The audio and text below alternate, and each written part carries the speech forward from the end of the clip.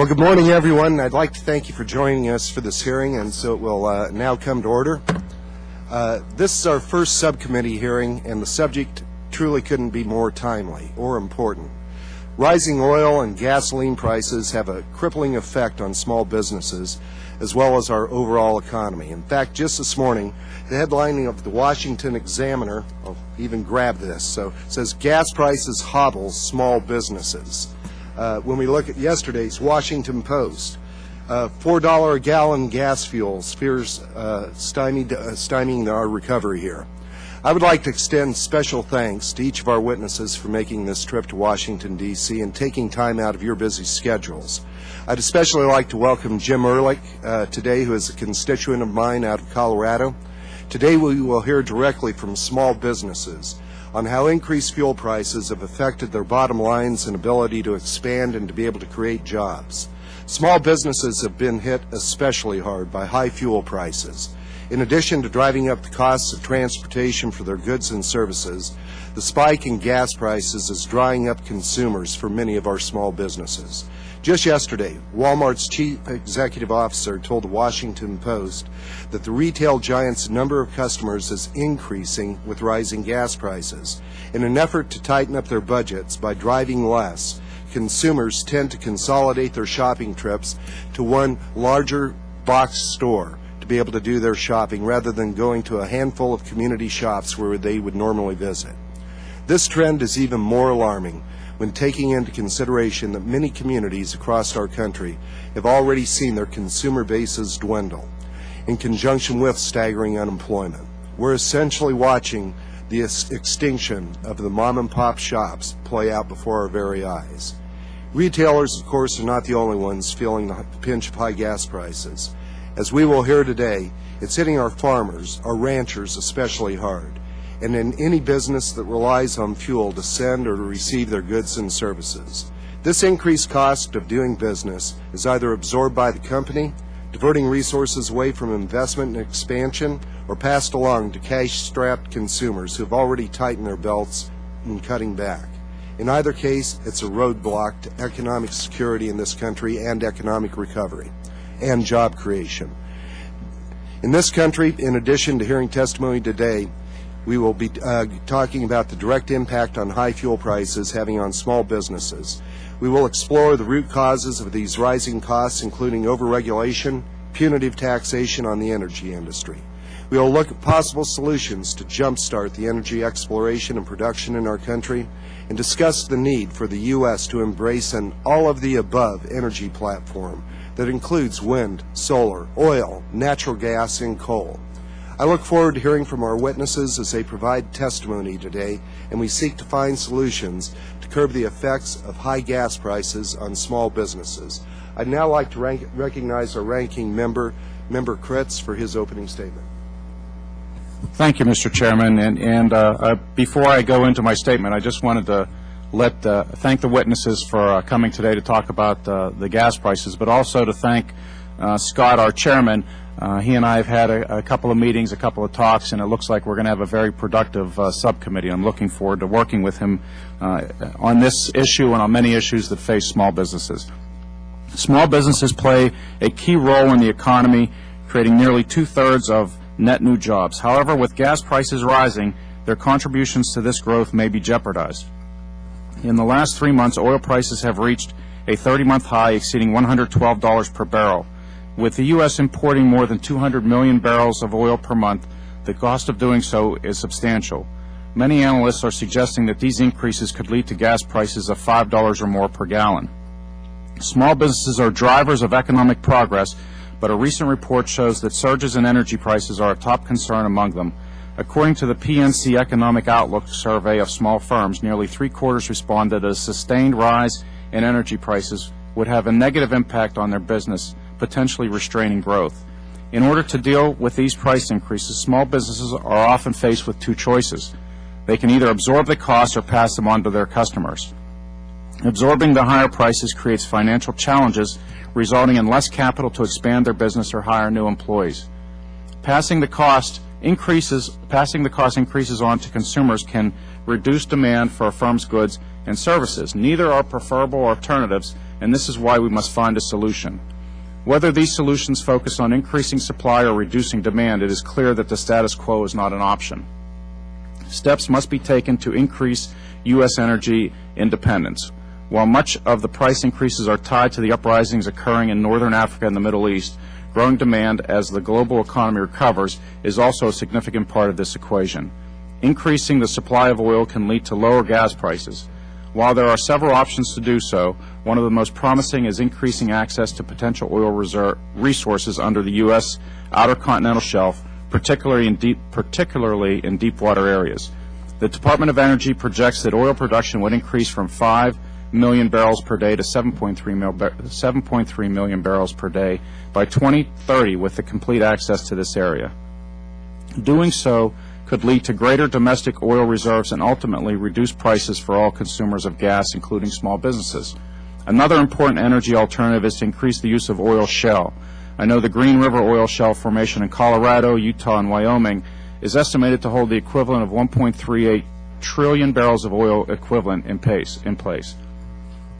The Marcellus Shale is the largest unconventional natural gas formation in the United States. Until recently, the natural gas in the Marcellus Shale was locked in an impermeable layer of rock, which made the natural gas uneconomical to extract.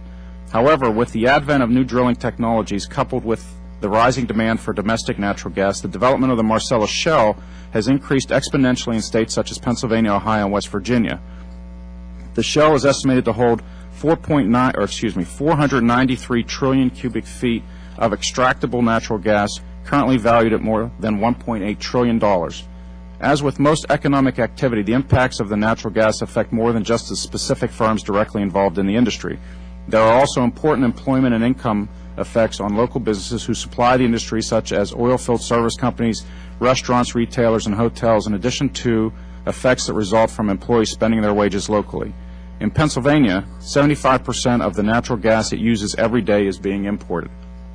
The Marcellus Shale formation holds enough recoverable natural gas reserves to not only serve Pennsylvania's needs, but to turn our country into a significant exporter of energy, generating equally significant economic benefits. This is incredible when you think back to 10 years ago when we were only discussing the importation of this gas. The high-paying jobs available today in the Marcellus Shale gas industry are expected to multiply in the future, meeting the needs of gas companies' efforts to increase drilling and production across the region. In Pennsylvania alone, it is estimated that more than 110,000 new jobs have been created because of the development of this shale. I would just like to emphasize that as long as we develop this shale in an environmentally responsible manner, its potential is monumental. This is an immediate source of alternative energy that is currently being tapped. As our country continues to develop new sources of energy, carbon capture and sequestration technology allows us to continue using coal as a baseload fuel, while capturing and sequestering the carbon emissions that would have otherwise been released into the atmosphere. The United States has enough coal to meet projected energy needs for almost 200 years. Here again is another immediate source of alternative energy. While supply-related options show great promise, there are equally important policy options that could reduce demand. Reducing the use of gas by improving energy efficiency measures could also lead to lower prices. Small businesses can readily do this by adopting new technologies such as replacing gas-based vehicles with hybrid flex fuel or electric-based cars and trucks. This would lessen their and our nation's need for oil. By doing so, entrepreneurs would face less volatility in their energy costs. Several initiatives are spearheading the replacement of gas-based vehicles. Small businesses have been encouraged to purchase more fuel-efficient vehicles through tax credits, including gasoline-electric hybrids and plug-in electric vehicles. In addition, substantial funding has been provided to advance research into alternative automotive energy and fuel cell technologies. As commercialization occurs, small businesses will have a broader array of energy-efficient vehicles to choose from. Whether it's increasing the domestic supply of oil or decreasing demand, everything should be on the table to help reduce U.S. dependence on foreign oil. Doing so will not only benefit small businesses and consumers, but will increase our nation's energy security as we can reinvest savings into alternative fuels. In this regard, I'm particularly looking forward to hearing the witnesses' views on policy options and what effect they could have on prices. If we do nothing, rising gas prices have the potential to dramatically impact small businesses and disrupt the recovery we are currently experiencing. If small firms are going to lead the economy forward and create new jobs, they need greater predictability and less volatility in the prices they pay for energy. I hope today's hearing is a step forward in this direction. Thank you, Mr. Chairman. I yield back. Well, thank you, Ranking Member Kritz. And talking about developing energy here at home, we're going to get along just fine. So, do appreciate that. I'm a small businessman. This first committee hearing that I'm chairing, I'd like to thank our chairman for having the privilege of being able to do this. Sam is very gracious, and I'd also like to give a tip of our hat to our staff as well. That a lot of the work that goes on behind the scenes to be able to put one of these together is extraordinary, and I really appreciate all of the help. And Mindy, thank you for your help as well. So if other committee members do have an opening statement prepared, I'd ask that they submit that for the record today. And I'd like to take a moment, gentlemen, to be able to explain our lighting system in front of you. You will each have 5 minutes for your testimony. The light will start out as green. Once it gets to the 4-minute level, it will then turn to yellow, and at the expiration of time, it will then turn red. And would ask that you wrap up your comments at that point, and we would appreciate it as you finish. So it's my pleasure right now to be able to introduce our first witness today, a constituent of mine, Mr. Jim Ehrlich. Jim is the Executive Director of the Colorado Potato Administrative Committee, representing a significant industry in my home district. Jim, we appreciate you being here today, and we look forward to your testimony. Well, I'd like to thank the Chairman Tipton and the committee for inviting me today. I speak on behalf of the 170 different potato growers in the San Luis Valley of south central Colorado. These growers typically produce about 2.2 billion pounds of potatoes a year, with a market price of $175 to $240 million, depending on the price of potatoes that year. The San Luis Valley is a high alpine desert, base elevation of 7,600 feet, with less than 7 inches of moisture annually. Irrigation supplies are dependent on abundant snowpack and sustained utilization of a vast underground aquifer. Colorado ranks as the second largest shipper of fresh market potatoes in the country, a fact that many people don't know. This 6-county region of Colorado is dependent on agriculture as the economic engine for the valley's 50,000 residents. Unfortunately, we possess some of the poorest counties in Colorado, with many rural families having incomes below poverty level and without opportunity for better jobs. Today I want to focus on 3 things: the impact of high energy prices and gas prices on potato producers in the valley, the inability of the United States to increase domestic production of our vast energy reserves, and the cost of regulation to potato producers. The impact of high energy and gas prices on potato producers. I recently read a report claiming that for every 10-cent increase in gas prices, there's a net loss of $5 billion to the United States economy. When you consider the fragile state of the worldwide economy and our economy in the United States, this has great significance. When you consider that petroleum-based products are the only source for most of the transportation needs in the world today, there's no real mystery why, when you have one limited supply of that one item, and worldwide demand is growing like it is, why there's a problem. Agriculture requires energy as a critical input to production. Potato production uses energy directly as fuel and electricity to operate tractors and equipment, cool potato cellars, process and package product, and indirectly in fertilizers and chemicals produced off the farm, but needed as critical inputs for crop production. Total energy cost of an irrigated potato crop in the San Luis Valley can be as great as 50% of the total production expenses. Unlike areas of the country where irrigation is unnecessary or no-till practices are common, this isn't the case with potato production in the San Luis Valley. It requires large amounts of electricity to irrigate and large amounts of tillage. Crop must be stored at the correct temperature and humidity year-round to ensure marketable condition for consumers. The crop must be shipped in refrigerated trucks to distant markets across the country throughout the year. So what happens when gas prices rise like they have this year? Because farmers are price takers and lack the capacity to pass on higher costs through the food marketing chain, the net result is a loss in farm income. The reality is prices of most fuel sources tend to move together, so as gas prices typically rise, other energy prices rise in concert. Fertilizer prices are dependent on natural gas prices, and potatoes require large amounts of nitrogen, phosphate, and potash fertilizers. Harvest, sorting, grading, and shipping are all heavily mechanized energy-dependent steps.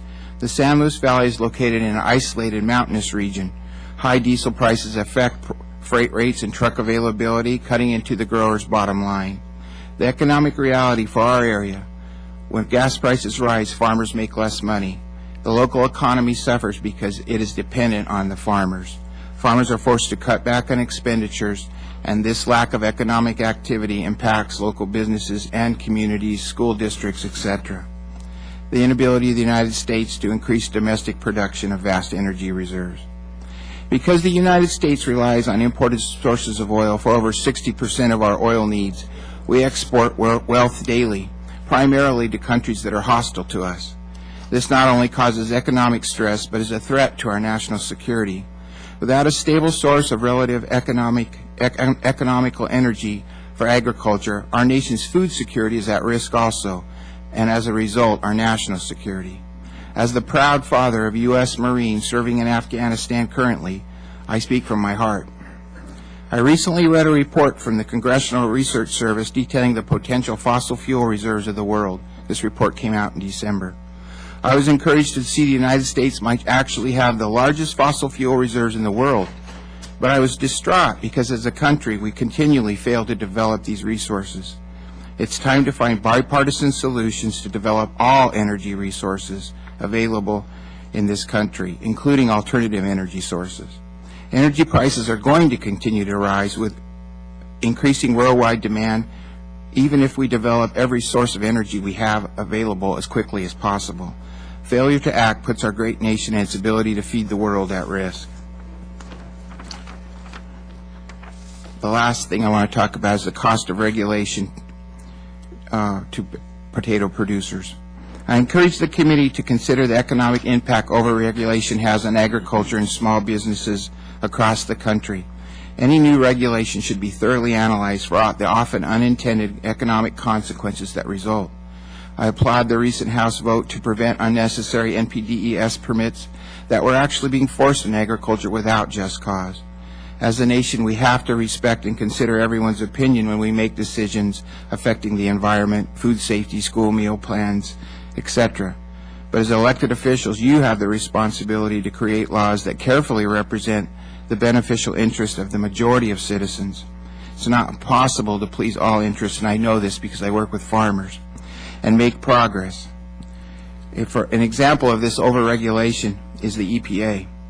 I can't even begin to go there, but I will point out one example. They're proposing dust regulations for rural America, and they don't have the data to show that these regulations are an actual problem. They don't even have a rural dust monitoring network. The reality is rural America is dusty. Potatoes grow in the dirt, the good dirt that feeds all of us. In closing, I would like to thank the committee for the opportunity to testify today. Colorado potato growers are very grateful for the work you're doing and the commitment you have to agriculture in our nation. Thank you very much. Thank you very much, Jim. Appreciate your testimony. Our next witness is Mr. Rick Richter, who has flown as an agricultural pilot for over 32 years and is a proprietor of Richter Aviation. He is the current president of National Agricultural Aviation Association and represents them in his testimony today. Mr. Richter? Thank you, Chairman Tipton, Ranking Member Kritz, and all members of the subcommittee for the opportunity to testify on the effects that the increase in fuel prices have on small aerial application businesses.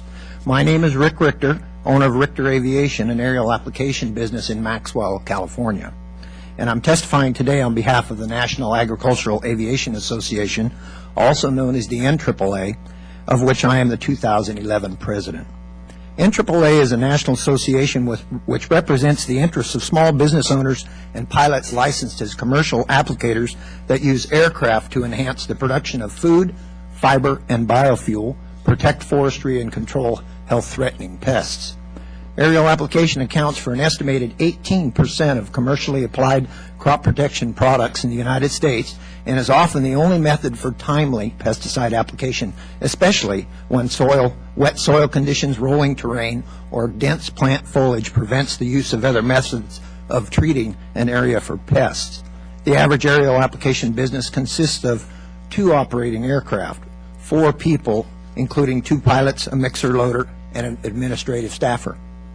Increases in fuel prices result in a number of cash flow and service marketability issues for the aerial application industry. And of course, the price of fuel for agriculture will trickle down to the end consumer of food. According to the United Nations Food and Agriculture Organization, food prices reached a record high in February, and prices in March of this year remain 37% higher than those in March of 2010. At the beginning of the season, an aerial applicator sets a base price per acre treated by air based on the expected cost of operation. This is the amount he charges his farmer client. Depending on the type of fuel used, of which there are two, avgas for piston engine aircraft and Jet A for turbine engine ag aircraft, an operator includes a base price for fuel going into the season. Some applicators stick with this price regardless of fluctuations in the fuel price, and as a result may lose money when prices go up steeply. Other applicators will incorporate a fuel surcharge into their pricing structure. Incorporated within that fee per acre charge is the fuel charge, which is based on an average price of fuel per gallon. This ranges, but on average it's estimated to be about $2 per gallon. If fuel rises above that figure, a fuel surcharge is added. And a typical fuel surcharge is the difference between the average price for a gallon of fuel that an applicator builds into his acre charge and the price of a gallon of aviation fuel at the time of application, assuming that the latter is a greater amount, multiplied by the average number of gallons burned by that particular aircraft in 1 hour, multiplied by the amount of time it took for the application to the farmer. Fuel surcharges in our industry have been met with minimal complaint by farmer clients as of late because they will be getting a good price for the crop. If this was 2002 and we were faced with the same high prices for fuel that we are facing today, but ag commodity prices were 2 to 3 times lower than what they are today, our industry would be facing some real challenges. As of April 6, 2011, the wholesale price of Jet A without taxes was $3.33 a gallon, as quoted by a large Southeast U.S. fuel supplier. If in 2002, when commodity prices were much lower and Jet A for turbine-powered ag aircraft was the same price today, or the same price that it was at its height in 2008, when it averaged $4.72 per gallon, it would be much tougher for a farmer to embrace a fuel surcharge for aerial application services rendered. Realistically, when input prices such as fuel are high and commodity prices are low, a significant drop in the use of aerial application services and other farm services would occur as a result of containing costs. Well, this helps the farmer contain expenses, but frequently results in less yield and poor crop quality, hence negatively affecting his revenue potential. The lack of application work is a challenge for an aerial application operator that requires steady business each season to remain viable. Another challenge that aerial applicators face, particularly when fuel prices are high, is the financial terms that fuel suppliers have for payment of their fuel and how those terms differ from their own accounts receivable terms. The typical payment terms that an aerial applicator has with his fuel supplier is 10 days with established credit. This usually differs from payment terms that aerial applicators' customers are accustomed to paying, which is typically between 45 and 60 days. This can pose challenges because fuel costs consist of approximately 20% of an aerial applicator's total expenses. If the average ag aircraft burns 50 gallons per hour and is flown 300 hours per season, and there are 2.2 aircraft on average per aerial application operation, then 36,816 gallons of fuel will be required. When an applicator is facing a deficit in accounts payable compared to his accounts receivable and outlaying large chunks of capital for fuel, particularly when the price of fuel is high, this may result in sizable interest payments for small aerial application businesses.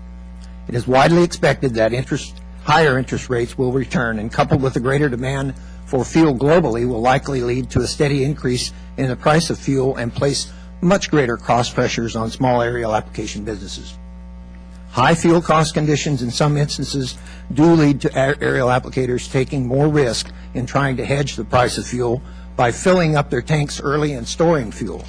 But storing for too long of a period can result in developing moisture in the fuel, algae problems in Jet A, and possibly evaporation of avgas.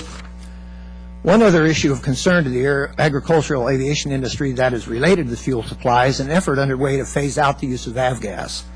EPA has mentioned the possibility of a new environmental standard associated with avgas due to its emissions of lead in the air and calls by environmental activists to ban the fuel completely. Avgas is used in 51.87% of ag aircraft in the U.S. today. NAAA's primary concerns are with the safety and feasibility issues associated with the mandated shift from avgas. NAAA has encouraged the EPA and the FAA to allow time for and devote resources toward the development of a suitable alternative to avgas before imposing avgas regulations or banning the use of the fuel altogether. NAAA urged the agency to consider the detrimental economic impacts that could occur to our industry and the farmers that rely on us should avgas be phased out prior to the development of a safe and practical alternate fuel. Piston engines are a notably less expensive engine for ag aircraft compared with turbine engines, and for our smaller aerial application businesses, it may be the only affordable type of power plant available.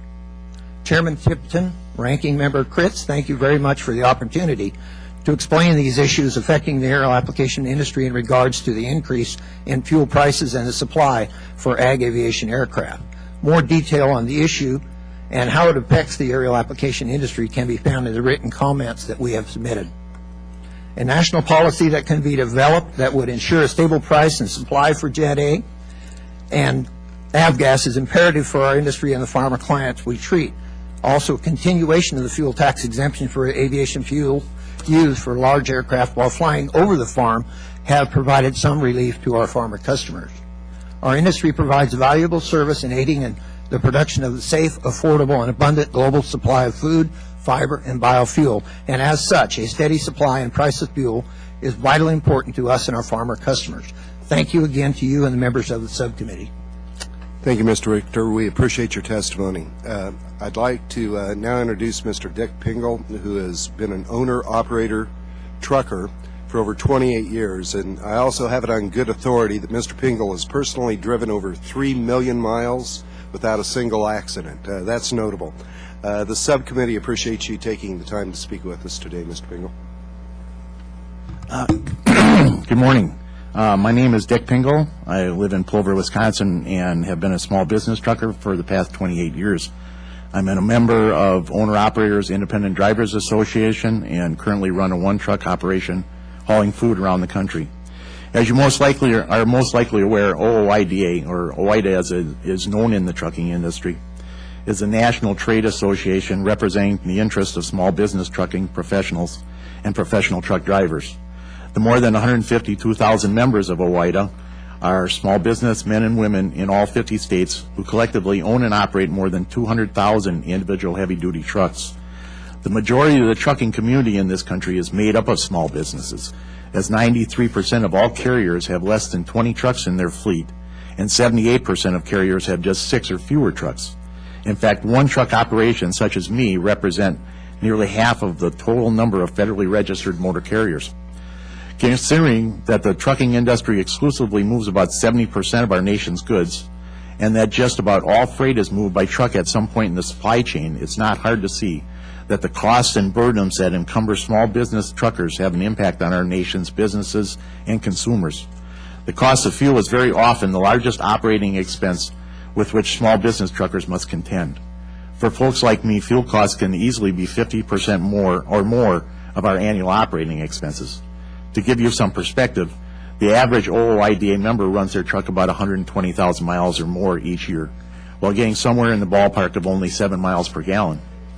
Most of us will be operating trucks equipped with either twin 135-gallon tanks or twin 150-gallon tanks, so we can easily see a bill of over $1,000 when we fill up.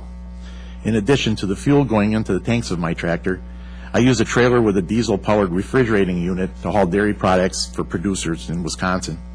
Until recently, I could count on it costing about $50 to fill up my tank for the reefer unit. However, in recent months, the cost to fill this tank has increased to more than $100. The additional money I'm now spending on fuel for my truck and trailer once went into investing in other areas of my business, but now it must cover basic operating expenses.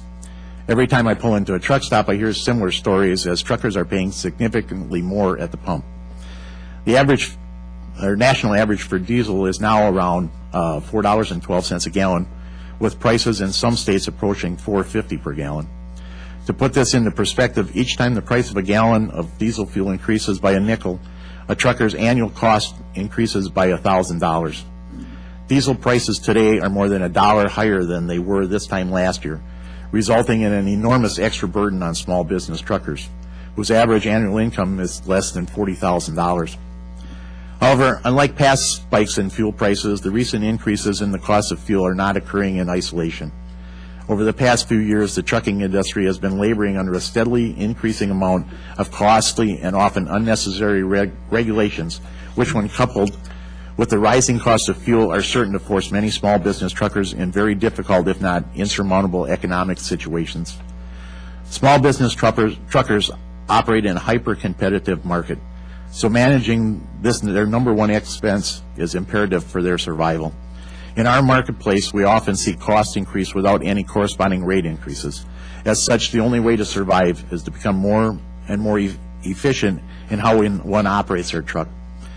Small business truckers always drive with an eye towards saving fuel, no matter what the price, because our business survival depends on it. As small business truckers like myself, know, reducing fuel costs isn't a science, it is an art, and one that we pride ourselves on being masters of. However, our ability to practice this art is made more difficult by increased regulation and artificially high fuel prices, issues we look forward to working with Congress to address. Thank you for this opportunity to speak with you, and I look forward to answering any questions that you may have.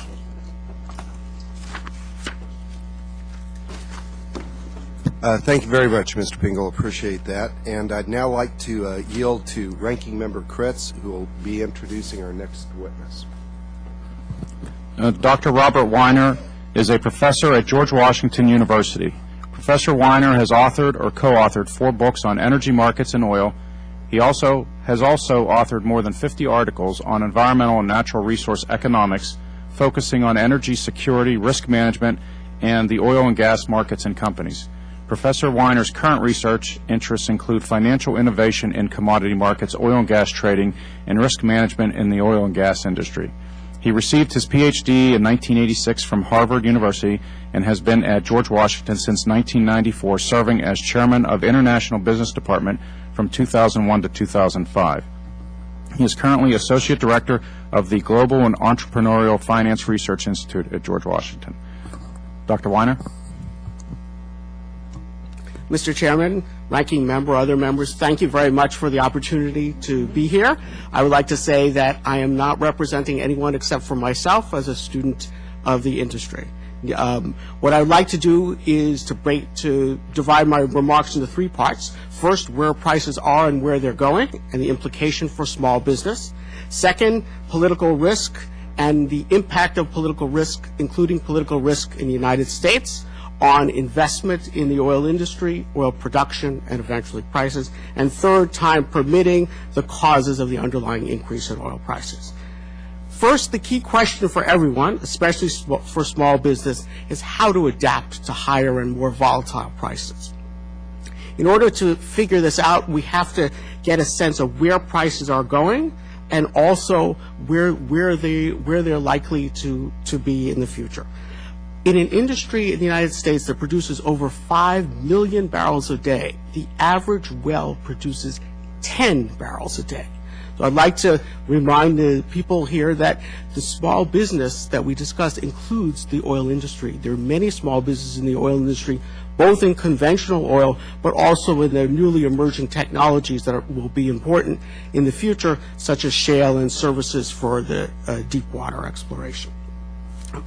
In order to look at forecasts, we need to get a sense of what the market thinks. I'm not a forecaster, but I'm a consumer of oil price forecasts. And the advantage of the market forecasts are 3. The first is that they're widely available, and like some of the best things in life, they're actually free. You don't have to pay for them. Second is they reflect the consensus of many, many small buyers and sellers in the market, putting their own capital at risk and their clients' capital, and they will lose if their forecasts are wrong. And then finally, the tendency of these forecasts to be right on average. In other words, these forecasts are unbiased. Whatever the forecast is for the end of the year, which is about $105 a barrel, the chances are equal that it will be too high and too low. What the forecast tells us is four things. First, that people expect the price increase to be permanent, where permanent in my world means 6 or 7 years. The futures price for the end of 2016 is $105 a barrel, only slightly below today's $110 a barrel. And of course, future price expectations include expectations about the deliberations of this august body in terms of the ability of the U.S. or the lack of the ability of the U.S. to increase production. And so that skepticism or concern is inherent in prices.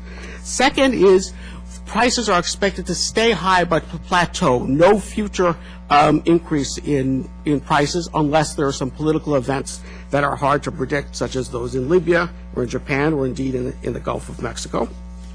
The idea of peak oil, which is the third idea, is simply not supported by expected prices.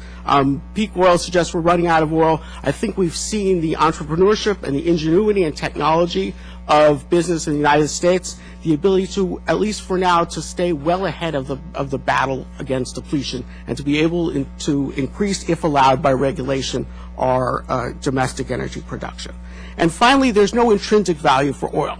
All of us who may have hoped that just because prices are higher than historically now means that they will go back to previous levels, the forecast says that they will not. The new normal is that there is no normal. Because I'm running out of time, I'd like to switch to talk about political risk. Political risk restricts investment at all levels. Political risk is not something that we think about just for a country like Libya or Iraq. Political risk is very much present in the U.S., especially in the deep water Gulf of Mexico and in shale, because of uncertainties about environmental effects and difficulties of the industry in getting permits and permission to drill.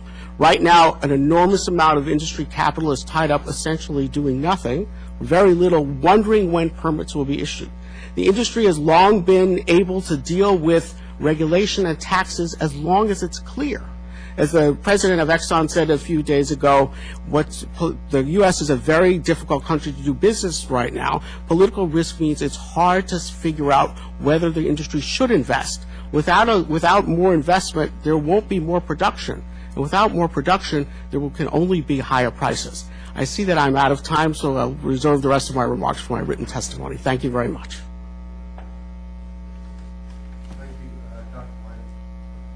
Thank you, Dr. Weiner. Certainly appreciate your testimony and paying attention to the lights, too. So we often ignore them up here. So appreciate all of you gentlemen taking the time for being able to join us today, and I will start out our questioning here, and I'd like to start out with my constituent, Jim Early. Jim, I don't think that Americans truly realize the significant amount of energy that is necessary to be able to produce our foodstuffs in our country that we eat daily. Given that upwards of 50% of total production expenses are reliant on energy costs, as you noted in your testimony, do you believe that if oil prices reach or exceed, and they already have now, that 2008 gas price level of $4 a gallon, that will force potato farmers out of business or force them to make substantial cutbacks? Well, I think that they will definitely have to cut back, but I think the key to that is the price of potatoes. This year, the price of potatoes is quite high, as all commodity prices are. As a matter of fact, a lot of commodity prices are at all-time highs. Whether that's sustainable, history would tell us no. So I would say that they will definitely be hurt. If potato prices go back to last year's levels, it will force producers out of production. And I thought it was worthy of note also in your testimony, you were talking about the domino effect. If the potato farmer isn't doing well, essentially you were noting that the person who operates the local theater or the local drive-in is going to be impacted as well. Are you seeing that a lot in our rural communities? Well, I would say since the economy had the downturn, our area of the country has suffered. And it didn't happen rapidly in agricultural rural areas like that. Sometimes the effect happens a little later. But I would say we're not out of a recession in the area that I live in, and if the farmers are the only ones making money down there right now, if this rise in fuel prices will definitely have a detrimental effect on our area. Great. Thanks, Jim. Dr. Weiner, as you know, President Obama's 2012 budget included roughly $90 billion on taxes on the energy industry. Given your testimony that you just presented, do you believe that implementing more stringent tax policies on energy producers will contribute to higher prices at the pump? I think it will. I think what's most important is that the energy producers know what their taxes are. I think what the thing that is most difficult is when they don't. And one important aspect of higher taxes and tax uncertainty is value destruction. In the current budget for the UK that was just released a couple of weeks ago, there was a sharp rise on taxes proposed for UK and foreign oil producers. The immediate effect was a 15 to 20% destruction of value of those investments. So these taxes go right to the bottom line, and where there's a destruction in value of the asset, of course there will be less investment and eventually less production and higher prices. Great, thank you. Mr. Richter, in your testimony, you pointed out that potential EPA regulations on avgas, which is still being used by the majority of agricultural aviators, you noted that there's no viable alternative right now for avgas. If avgas restrictions are put into place, would this effectively close a lot of our sprayers? Mr. Chairman, yes, it would. It would definitely close some of the smaller businesses that are using piston engine aircraft. What you've got to understand is that the larger turbine aircraft are several times more expensive than the smaller ones. And if it would restrict, or if there's a ban completely on avgas, you would see probably some of those going out of business because small businesses couldn't afford the larger turbine aircraft. And it would eventually have an effect on the food prices in the end. Great. And Mr. Pingle, you indicated that over the last 5 months, 15 new major regulatory rulemaking proposals were proposed on the trucking industry. Can you highlight some of the most significant new regulations that you're seeing come out? Well, we've seen laws come out of FMCSA on onboard recorders, on speed limiters, on cell phone use. We've seen not so much in the last 5 months, but in the last years, 07, 10, we've had EPA regulations coming out of them for emissions on the trucks, and those have all, we've had to pay for those. Just kind of curious, in your commentary, that's over and above when you noted that for every nickel increase in a gallon of gasoline, that's $1,000 a month, if I recall correctly, or $1,000 annually in terms of cost that are going on. And these are for independent small business people earning $40,000 a year? Correct, and that comes off the bottom line. So the increased regulations that we are seeing are hurting small businesses, costing consumers more, and hurting the American economy. Correct. Great. Well, thanks so much. I appreciate that. I'd like to now yield to Ranking Member Kritz for questioning of the witnesses. Thank you, Mr. Chairman. What's interesting about these hearings is that usually we come with prepared questions, and then as we listen, all these other questions come to light that we want to ask. And Mr. Ehrlich, you had mentioned about in your area that the downturn in the economy usually hits slower and it stays longer. And I'm from rural Pennsylvania, and it's usually an indicator in most rural areas is that it takes longer for recessions to hit, but it usually hangs on longer. It takes our areas longer to recover as well.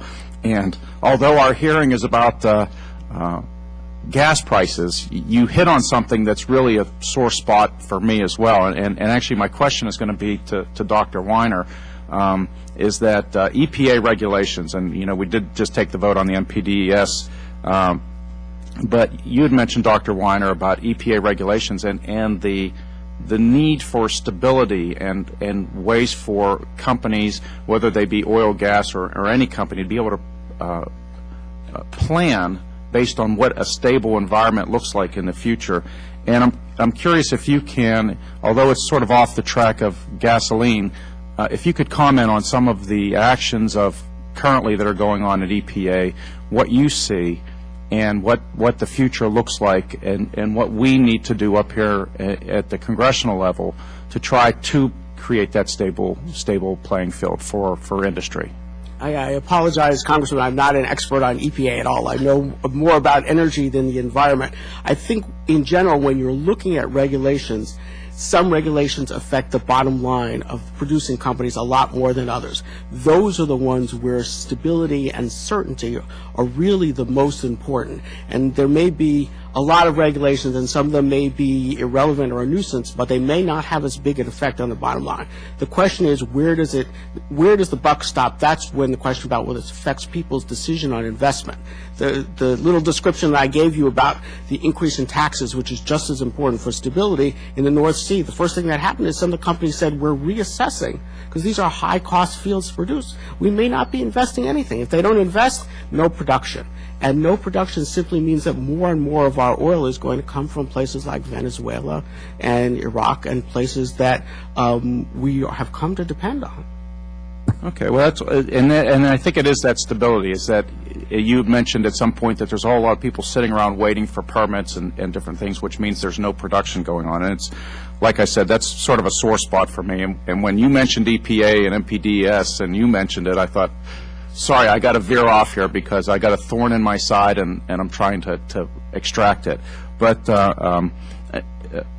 Pingle, I have one question for you that, again, it's about gas prices, but it's also about infrastructure. Is that there's a debate going on about, and actually this could be for anyone who wants to comment, a debate going on about the highway, the reauthorization of the highway bill, and what it means to infrastructure, building our infrastructure. And we have a huge issue because of lack of money in the Highway Trust Fund to do a lot of these projects. So there's a lot of debate going back and forth on increasing a gas tax. And, of course, in our neck of the woods, that's, talking about increasing taxes is nothing that anybody ever wants to talk about. But when you're talking about infrastructure, sometimes you have to have a tough nut to swallow. I'd be curious what your thoughts are, being in the trucking industry.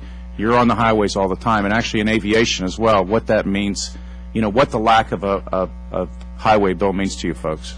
Well, I think as far as the gas tax, we realize, the industry realizes that we have to pay for the infrastructure, and we know that, that's crumbling.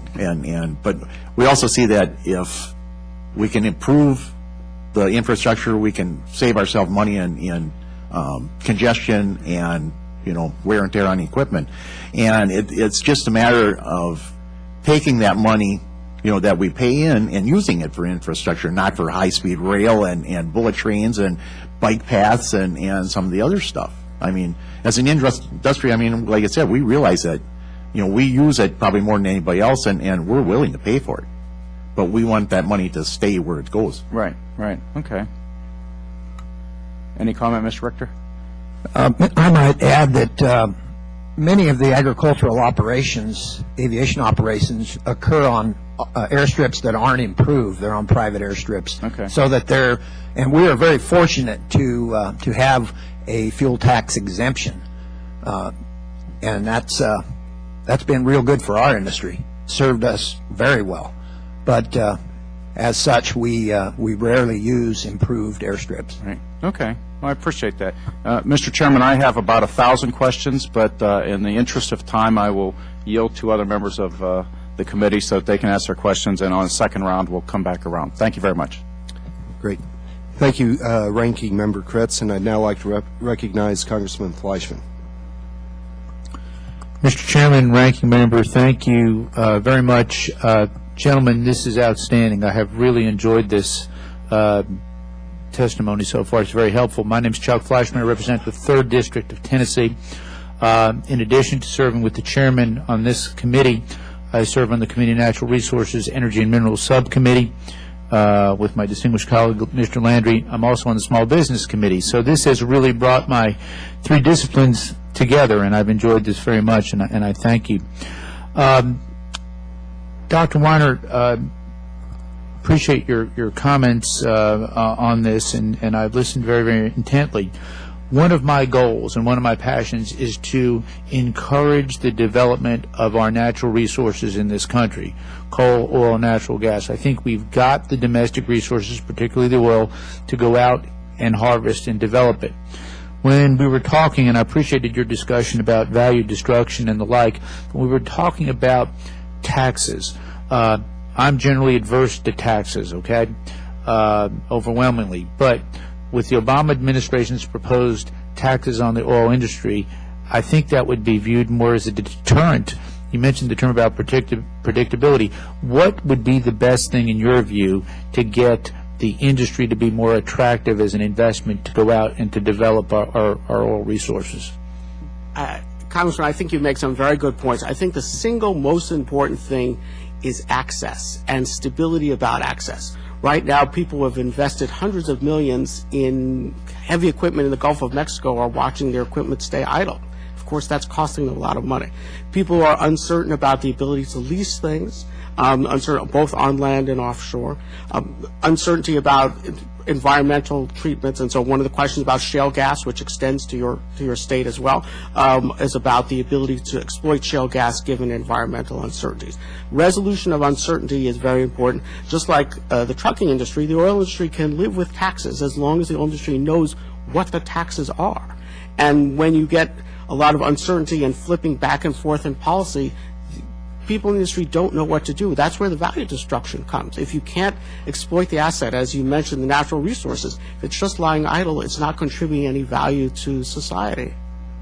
Okay, thank you. Dr. Weiner, I wanted to ask you something about the permitting process. It seems to have been impeded greatly by this administration. Have you delved into that, ways that perhaps it could be alleviated so that we could get more permits, so that we could actually go about recovering our resources? As you say, these people have got the rigs and the machines ready to go, but they can't get the permits at a rapid enough pace. It's been impeded greatly until lately. They've just recently eased up. Do you have any thoughts about that, sir? Very, very important question, Congressman.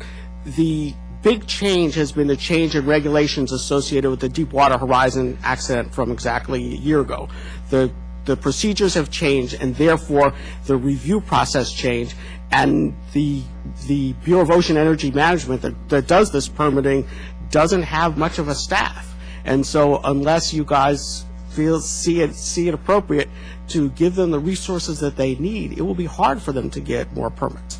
They have a very small number of staff members for a lot of ocean out there. And so one of the things got to do is to give them the resources, and the industry, like the trucking industry, has a good return on capital and would much, much prefer having a stable process where they know they can get their permit processed as opposed to just sitting on someone's desk.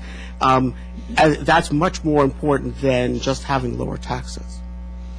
Thank you, Dr. Weiner. Thank you, gentlemen. I yield back, Mr. Chairman. Thank you, Congressman Fleischman. I'd now like to represent or introduce Congressman Landry for question. Mr. Chairman, I got to tell you, I can't thank you enough for bringing Professor Weiner in here. I am going to work on trying to get you in front of the Natural Resources Committee. Your testimony today has been enlightening in an argument that we've been making for the past month and a half in that committee. But I want to make sure that what I'm hearing is correct. We have the ability, or do you believe that we have the ability that an increase in production in this country of oil has the ability to affect the price? Yes, Congressman, it does. Thank you. Thank you. The other question, and of course, I represent the 3rd District of Louisiana, which is along the coast. All that idle iron that you're talking about, all of those hundreds of millions of dollars of investment of my constituents and my business owners that are reeling from this de facto moratorium and the policies that this administration is putting on us. One of the things that I found amazing is that the price of natural gas seems to have stabilized over the course of, I'd guess, the last 24 to maybe 36 months. Would that be a correct statement? Yes, you're seeing the effects already of the shale gas investment and shale gas production. And shale gas has come online much earlier than people expected. And so now you have a disconnect where gas is much less expensive relative to oil than in the past. And I think in one of the opening remarks of one of your colleagues said the U.S. has the capability in a few years to be actually an exporter of gas, which would help our country in a number of different ways. And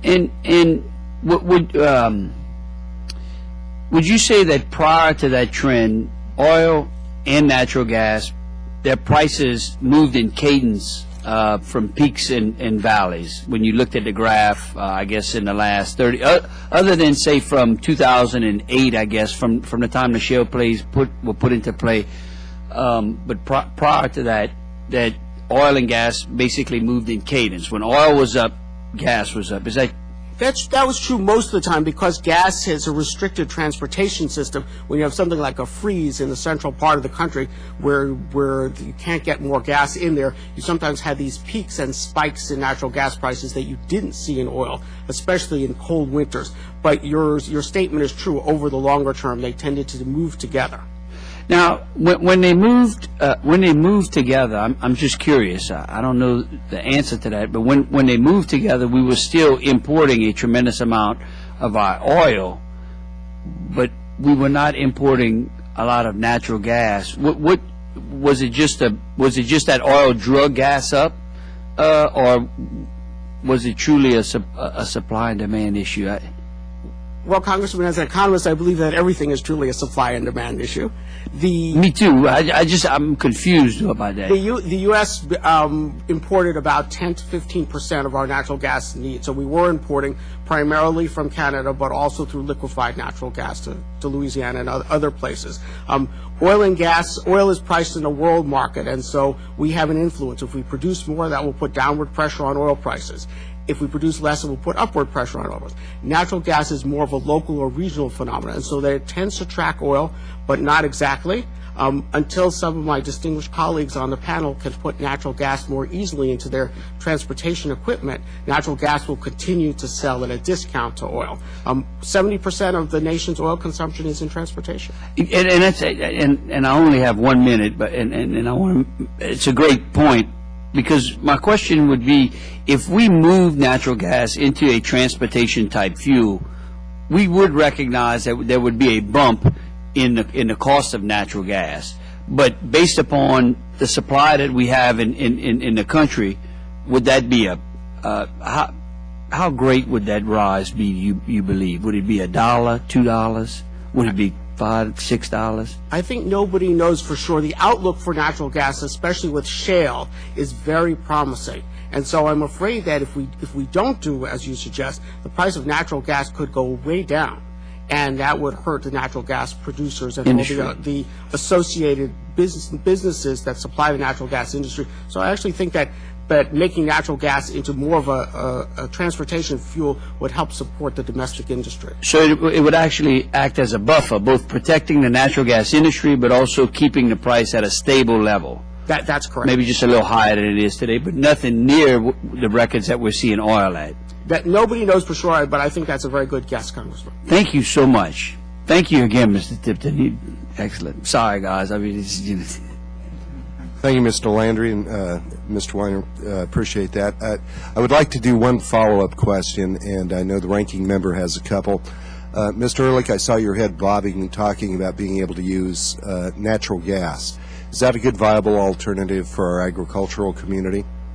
Well, I think it could be. Probably the reason my head was bobbing was I was thinking about fertilizer production and the cost of natural gas, because that's a huge deal for our producers. And, quite frankly, most of the fertilizer coming into the United States today, or actually the most production of fertilizer in the United States today is imported.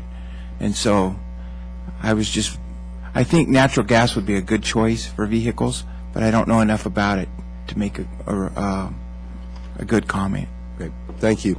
Now yield to the ranking member. Thank you, Mr. Chairman. I just have a couple more questions.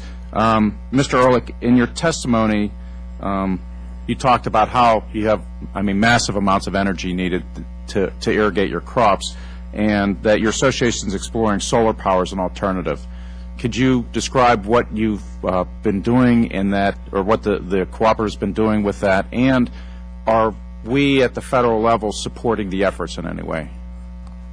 Yes. Well, we're in a coalition with several other members, agricultural type members, like also with the utility companies, trying to develop solar power, more of a community-based economic development program too, that would allow us to use this solar power to irrigate, to run pumps and motors and things like that.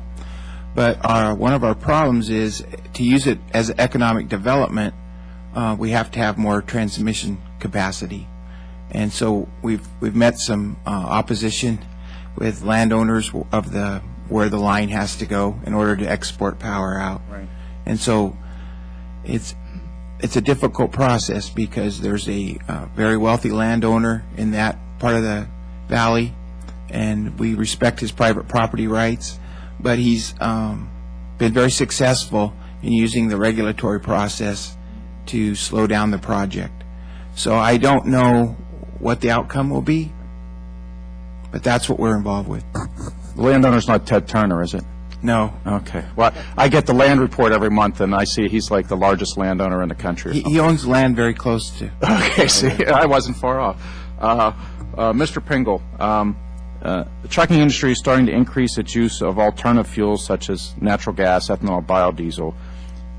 How does that work for the independent trucker? I mean, you're not, you mentioned, and I know I have lots of small family trucking firms all around my district, and you know, when you're talking 3, 6, maybe 10 trucks, is it economically feasible for the small transportation company to move from strictly diesel to some sort of either mix or completely natural gas engine?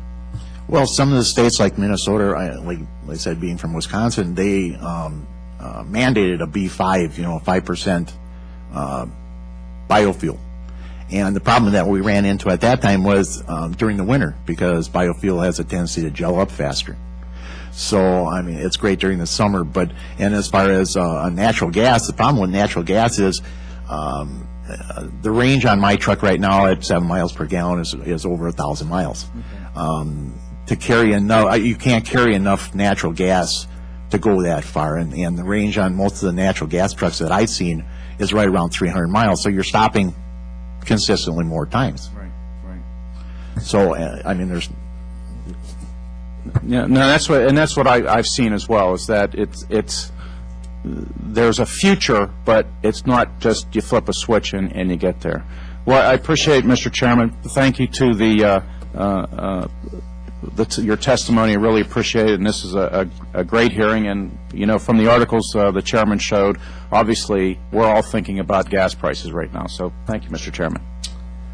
Thank you, Ranking Member Kretz, and I'd like to thank all of our witnesses once again for testifying for our subcommittee today. You've highlighted many of the negative impacts of surging gas prices on small businesses in the United States, and more importantly, you've shown us here in Congress that the best way to be able to reduce these heavy burdens is to engage in an all-of-the-above approach to high gas prices. The keystone of this strategy is American oil from American soil. By allowing increased domestic drilling within our borders and within our waters, in the near term, we can reduce our significant dependence on foreign oil while enabling other, more cleaner, more sustainable fuels to be further explored and better integrated into our society, such as natural gas and biofuels. The recommendations voiced today have not fallen on deaf ears. We will take what we have learned today and inform our colleagues as we move forward or enact or amend policies affecting American small businesses. I'd ask for unanimous consent that members have 5 legislative days to submit statements and supporting materials for the record. Without objection, so ordered, and this hearing is now adjourned. Thank you.